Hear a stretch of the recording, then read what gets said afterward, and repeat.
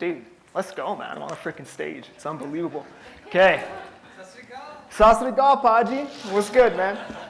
Okay, I guess I'll start with my story because the way I crafted my business has a lot to do with me being a plumber. So, I was a plumber for 9 years. Absolutely hated it. No offense to plumbers or anything like that. And I just found like I was working, 10 hours a day. Then you add in travel time. That's 12 hours, on-call shifts, night shifts. And then on the weekend, you always have all these like stupid chores and stuff you have to do, like grocery store, clean the house, all this stuff, helping somebody move because I have a truck. And then I just found like I hated literally everything I was doing. Like every minute of my life was spent doing something that I hated doing. And I heard on a podcast, some guy said, and this stuck with me, he was like, why are you doing so much shit that you hate doing? And then I thought about that and I was just like, dude, why am I doing all this stuff, right? Like this is my life. I can completely choose the way I want to live my life. I can create my own lifestyle, all this stuff, right? So, oops. And that was the quote right there. So I threw it up there. I tried to star it out so it wasn't as offensive, but that was the reality of that quote. So, starting off, basically what happened was I got into real estate. I was doing 50 to 75 cold calls a day. I was door knocking, and I started adding in 2 TikToks a day was all I was doing in the beginning. And the cold calling worked. I did do 2 deals from it, but it just got back to the point where I was like, dude, I freaking hate this. Like I literally just left a situation where I hated everything I was doing, and now I'm kind of starting to craft that again into this business. So I needed to shift out of doing that. So I decided, I was like, okay, I'm gonna do this. It's gonna take me 3 to 5 years until I'm getting consistent business from social media, but eventually I'm not gonna have to do this anymore. And luckily, it only took a month and a half until I saw my first 4 deals from social media. I went and shot a pre-sale center in this mission, it was actually called the Preston. I ended up selling 4 in there in like an hour. And then that was like, I was like, dude, that's like 5 months of plumbing right there in like an hour, right? So then I was like, this social media stuff is real.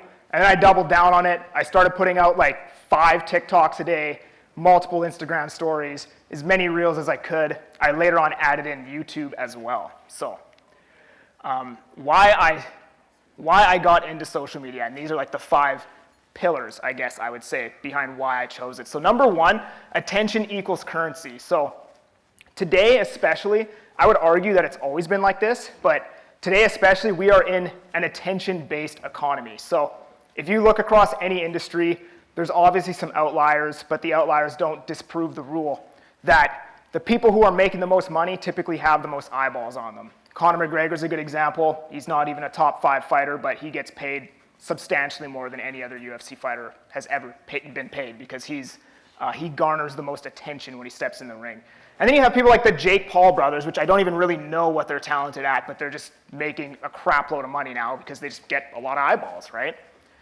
So attention equals currency, understanding that whatever you do, if you just focus on getting the most eyeballs, it will translate to dollars. It doesn't correlate in parallel all the time. Like just because you get 1 million views, you may not make as much money as somebody who only gets like 30,000 views. But at the end of the day, the more views you get, it will translate to dollars in some capacity, right?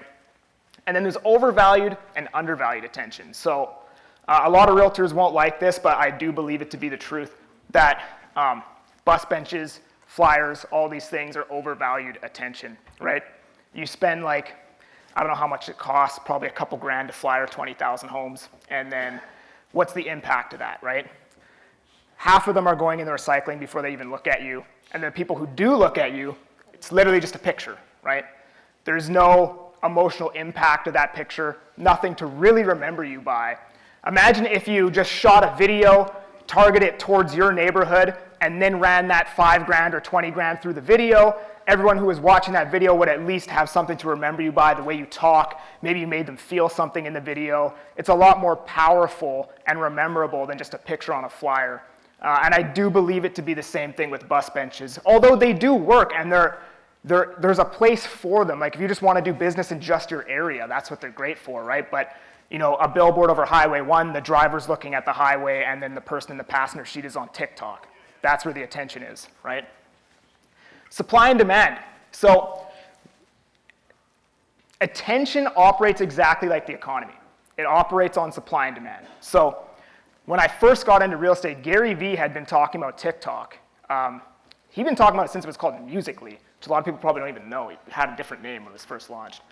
And he said that essentially TikTok was the best way to blow up your business at that time, because what happens is when a new app gets launched, all of the consumers will go over to the app, but none of the creators want to take the time to learn how to use that app and switch over.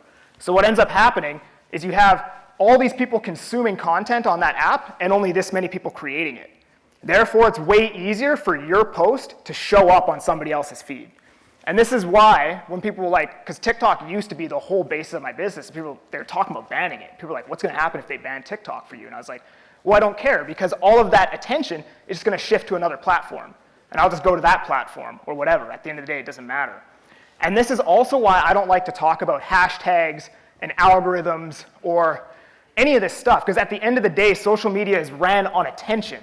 Everything that is true today will be different in 2 weeks, right? So something that was working really, really well a year ago was like talking head videos sitting at a desk with subtitles and B-roll and blah, blah, blah. They don't work as well anymore because there's too many people doing them, and therefore it doesn't capture the viewer's attention when it shows up on the feed because everybody's so used to seeing them, right? So like something Nav Singh is doing really well, he's in here somewhere.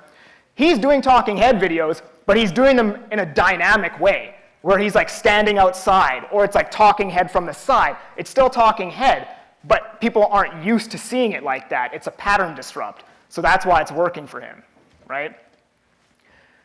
Leverage, obviously, right? You can spend 3 hours making 50 cold calls, or you can post a video that gets 10,000 views and do a year of cold calling in 5 minutes. So that's why I chose social media. And then I just hated outbound prospecting, just plain and simple. It kind of sucks. And it's just not me. I don't know. I don't like, I'm just not the kind of guy to like, I'm not like a pressury sales, like they want to hang up. I'm like, oh, well, if you were going to move, where would you move to, right? It's just not my vibe. Yeah, exactly. Why you aren't using social media. So here are the reasons why. So number one, you're scared what people think. And I understand this because when you first start posting on social media, it requires you to completely change your identity. You are no longer who you were before you started posting. You are now a guy or girl who posts on social media. And that's going to be met instantly with a lot of, I don't know how any other way to say it, shit talking, right? Because what's going to happen naturally in people's minds is they're going to be like, oh, why is Conor suddenly a social media guy? That's not what he does. He's being fake. He's being inauthentic. He's being whatever. And then after you finish posting for 3 months in a row consistently, suddenly now that's a part of your identity. And you're a person who posts on social media. Now there's nothing left to talk shit about, right? So it just comes down to being consistent. And then people will just recognize that as part of your identity. So this is a quote called "The Man in the Arena" from Theodore Roosevelt. I won't read the whole thing, but basically, the credit belongs to the man who is actually in the arena, whose face is marred by dust and sweat and blood, who strives valiantly, who errs, who comes short again and again, because there is no effort without error and shortcoming, right? And who at the worst, if he fails, at least fails while daring greatly, so that his place shall never be with those cold and timid souls, who neither know victory nor defeat. The people that are hating on you is this. They're timid souls, right? They lack a set of balls. They're hating on you from the nosebleeds. That's the reality, right? They're not actually in the arena. So anyone who's going to hate on you, it's completely meaningless. They can't do what you're doing, right? You don't know what to post. Good, I'm going to tell you. So number one, tell a story. I would say, aside from me speaking Punjabi on camera, those are probably my most viral videos, is telling a story. But there's a right and a wrong way to do it, right? So the right way to do it would be story, this is what happened to me, lesson from story. If you just tell story, sometimes you can just tell story, but most of the time if you just tell the story, it almost comes off as self-serving, like why do I care about this story, right? So if you do the story and then the lesson that you learn from that story, it's massive brand building because a lot of my clients used to be plumbers. They used to be people who smoke, drink, whatever. That's a lot of stuff that I talk about. And they also like my real estate content, right?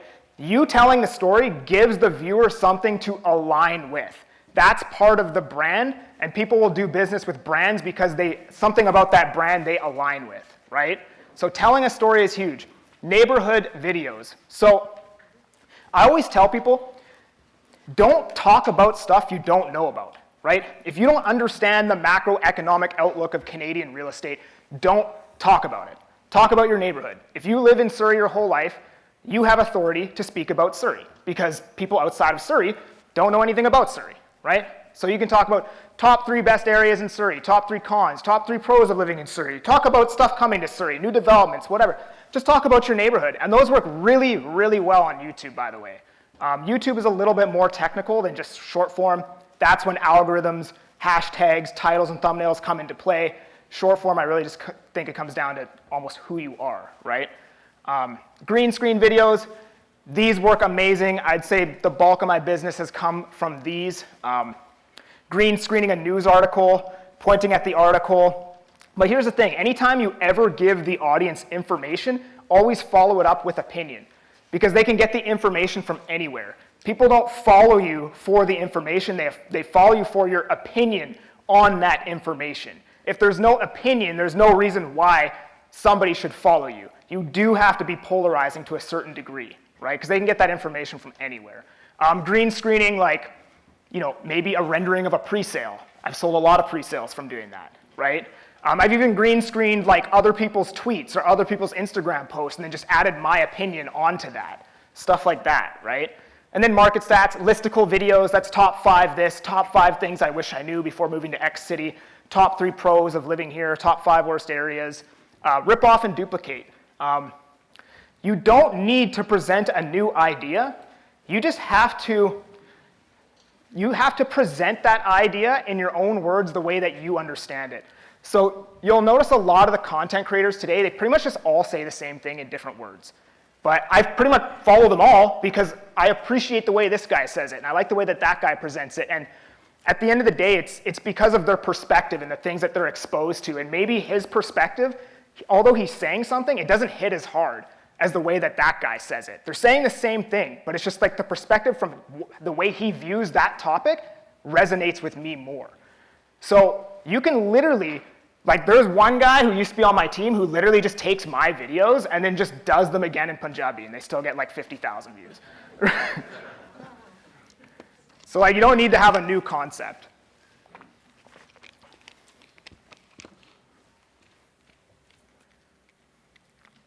Okay, so here's a big one. You don't think you need it because your business is already successful. So this one goes a little bit deeper. I was taught by a mentor of mine, and you can choose to disagree with this or believe something else, but this is what I believe. The purpose of life is to create the best version of yourself and give that person to the world, right? Some of you in this room probably already make $1 million, 500 grand, whatever. You've already done the first bit. You've created the person that you would admire or the best version of yourself or whatever. But you're not giving that person to the world. So it goes deeper than just getting business. It's impact, right? I think Russell said it before me that the purpose of life is helping people.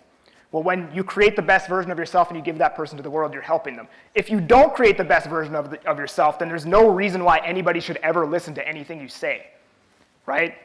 But if you've already done the first part, you probably have some money, hire a videographer to follow you around once a week, shoot everything you do that day, clip it down, throw subtitles on it, hey, send it to me in a WhatsApp group, I'll approve it, good, here's my password, go post it. Requires none of your time, content is made for you. This is what all the big guys are doing right now, Gary Vee and all of them, right? I'll share a story with you guys. I posted a video about why you shouldn't smoke cigarettes. It went super viral, got like 900,000 views. And then some kid messaged me and he's like, hey bro, I think that video might have saved my life. I think I'm gonna quit smoking. And that like piqued my interest, so I actually looked into the stats and I was like, hey, 11.5% of people in the US smoke. 67% of that 11.5 will eventually die due to smoking-related causes. So 50,000 people who watch that video will die due to smoking. And that means mathematically it is impossible that that video did not save lives, which is completely ridiculous. And I know that it did save lives because I had the same thing happen to me in May of 2020. I was watching like these stupid motivational YouTube compilation videos where it's like different influencers talking over top of motivational B-roll. I never watched them, but it's just like I was watching it that night. And Jordan Peterson said something. I know everybody hates him now, but nobody hated him 4 years ago. But he said something. He said, stop doing all of the stupid shit you know you shouldn't be doing. And I thought about that, and I was like, wow, I am doing a lot of stupid shit. I'm going to try and just stopping all this and see where my life goes. And that one sentence literally completely changed the entire trajectory of my life. I already knew smoking, drinking, doing drugs, all these things were bad, but just for whatever reason, at that moment, that sentence resonated with me for some reason. So you might be too successful to post on social media to get more business, but you're not too successful to help people. And one sentence can literally change the entire trajectory of somebody's life. So, building a personal brand. So, I'm not going to talk about hashtags or anything in this, as you guys know, right? The most important thing is building a personal brand. So, the way I view my business and the way I've viewed it since the beginning is I'm building basically a media company. And if I focus on that, I will sell real estate indirectly. But I'm building two businesses at the same time, and the media company is bigger than real estate because it has more leverage, right? So it's like basically you are building two businesses at one time. And like the way I look at this now is old marketing rhetoric is like find an avatar and then cater all your marketing towards the avatar.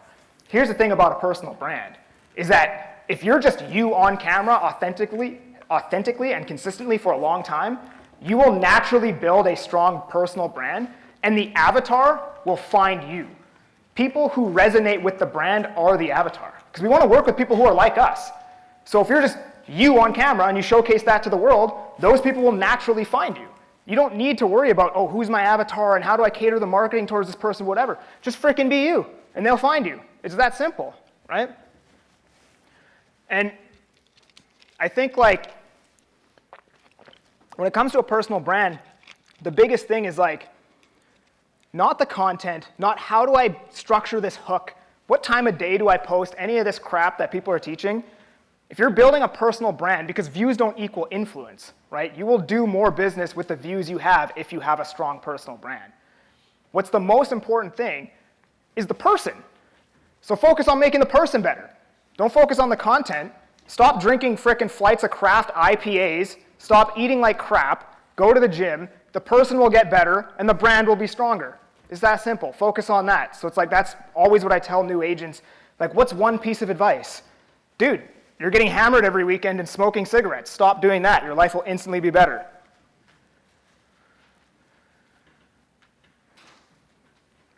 So the way to be successful, volume. Quantity over quality. You don't even know what quality is until you've posted 5,000 videos. How are you going to know what that is, right? Today I focus more on quality, but I've posted about 6,500 videos. I tried every video, every single kind. I used to do stupid dancing ones, like pointing at stuff on the camera. I've done every single type of video you could possibly think of before I found the one that works for me, which is apparently speaking Punjabi. But you don't know how to get there until you post 5,000, 6,000 videos. So focus on quantity. Number 2, consistency. That right there, that is why everybody will fail, because everybody misses. I missed twice, 2 days in 2.5 years. Oddly enough, I was drinking. 3, mindset. My mindset since day one has been it's going to take 3 to 5 years for this to be successful. Most people post 8 videos and go, well, I'm not famous yet. Let's go back to cold calling, right? It's going to take years of doing this every single day. You're going to have lots of videos with 200 views. But dude, 200 people just watched your video. Think about how insane that is, right? I had one agent on my team who was getting choked because every video got 250 views. Now they're getting 2,000 because I told them to keep doing it, right? But I was like, still, even if it's 200 views, I'm like, dude, that's 200 people. Like 20 years ago, you would have had to like hire out a room like this, give everybody lunch, food, coffee, whatever, and like pay for everything just to get 200 people to listen to something that you have to say. Now you can just pull out your phone and post a video, right?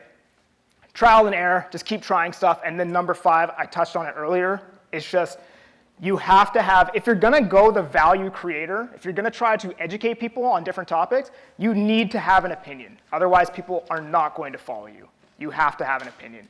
Like, for example, every realtor in the Lower Mainland yesterday posted about interest rates being held flat, right? What would have been better would have been maybe doing it as a green screen and then being like, hey, Bank of Canada just held interest rates. I believe that they're likely going to cut in the spring because of X, Y, Z, right? That way, your opinion is molded into that piece of content. And if you don't know what the Bank of Canada is going to do next, then don't make that content, right? Talk about neighborhoods, tour videos, or whatever else, right? There's plenty of content you can make that doesn't revolve around things you don't actually know, right? How often to post? I say once a day. And the reason why I say once a day is because if you try to do 5 times a week or 3 times a week, you're going to negotiate with yourself, right? Tuesday is going to come around, you're going to be like, I don't have to post tonight because I got 2 days this week where I don't have to post. And you're going to be freaking negotiating with yourself every day about why you don't have to post this day because you can do it another day. And if you just say, I'm going to post every day, there's no negotiation. You just post every day. That's what it comes down to. So that's that.